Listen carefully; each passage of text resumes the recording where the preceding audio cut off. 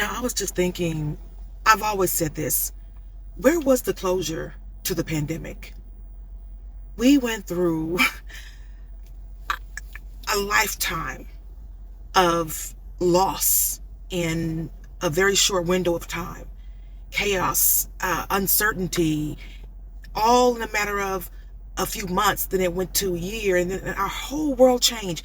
People we loved or didn't even know were dying daily, and we didn't know if we were going to be next. But there was no acknowledgement of any of it at a collective level, at least not in the United States. And I just always felt no closure. I mean, that was darkness. I don't know any other way to describe what we all went through as anything but darkness. And to not have a memorial, a national recognition of what we dealt with, it's weird. It's weird. I mean, we all have stories to tell about our experiences during the pandemic. 2020 to 2020, what, 3, 4? Did it ever end?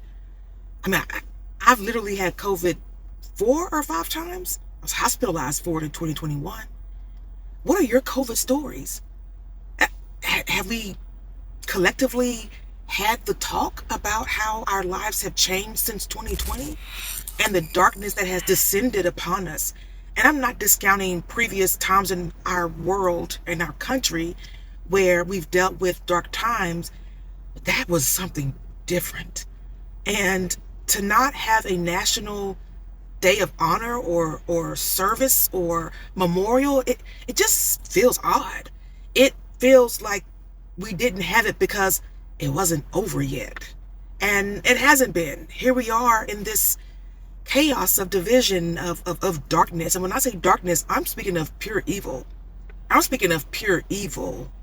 There are some very dark things and behavior that people are engaging in, and it is inhumane. It is costing us our humanity. We watch things on social media and on the news and in our daily lives that is devastating. And it's every day, throughout the day. How are we processing that? How are we making sense of what we're seeing, what we're witnessing? People who are just wanting to exist and live their lives. Innocent children who cannot just go to school without worry of them not even be able to come home. But we're not protecting them. How do we hold space for that emotional impact on us while still standing our ground against it as the onslaught continues? This manufactured chaos is continuous. Some of us have not been able to handle it, and it has totally crippled them. And my heart and my prayer goes out to those people. Some of us are holding the torch and working and fighting and galvanizing. That is powerful. That is necessary. Righteous indignation. But some of us are also very spiritual beings. We understand the spiritual warfare at play, right? This is spiritual warfare. You cannot tell me anything differently. And with spiritual warfare, you have to understand how your mindset is, and how you engage with darkness makes all the difference of how this was going to end. And we cannot let darkness consume us. We have to hold the light. We have to hold the light, which means that it does not bring us down. We still find joy. We still find laughter. We still find ways to be creative and express ourselves through love and compassion for others, gratitude for the life that we do have. That is what I mean by holding the light. When we encounter strangers, we show and demonstrate kindness just by an expression. Because there are times, I know many of you may feel you don't know who to even smile at without, are you going to be attacked? Is this someone that's going to come in after me? We don't know. That constant state of fear is triggering to our nervous system, and we are constantly intentionally being kept in a survival mode. That survival mode is to keep us to be controlled, because you can't focus on anything else if you're just trying to make it through the day, through the hour, through the week, through the month, through the year. That's why day 336 is the day that we declare and commit to hold the light of humanity. We will not let this darkness take our humanity. We will process and understand the world that's going on around us, but hey, I'm going to still find time to celebrate my loved ones, to celebrate myself, to love on myself and the ones who are around me. I'm going to still find time to unify with those who may disagree with me, may not have anything in common with me, but we are one. Whether we want to acknowledge it or not, we are one. And that unity is what the darkness is most afraid of.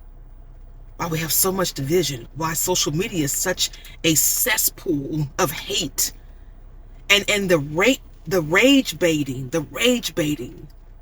You want to be, you want to get your point across, and you hear some absurd, chaotic, disgusting things. I can't turn on social media without seeing degenerative, inhumane treatment and behavior. I saw a video of a woman who had kept her foster child who was disabled in a dog kennel.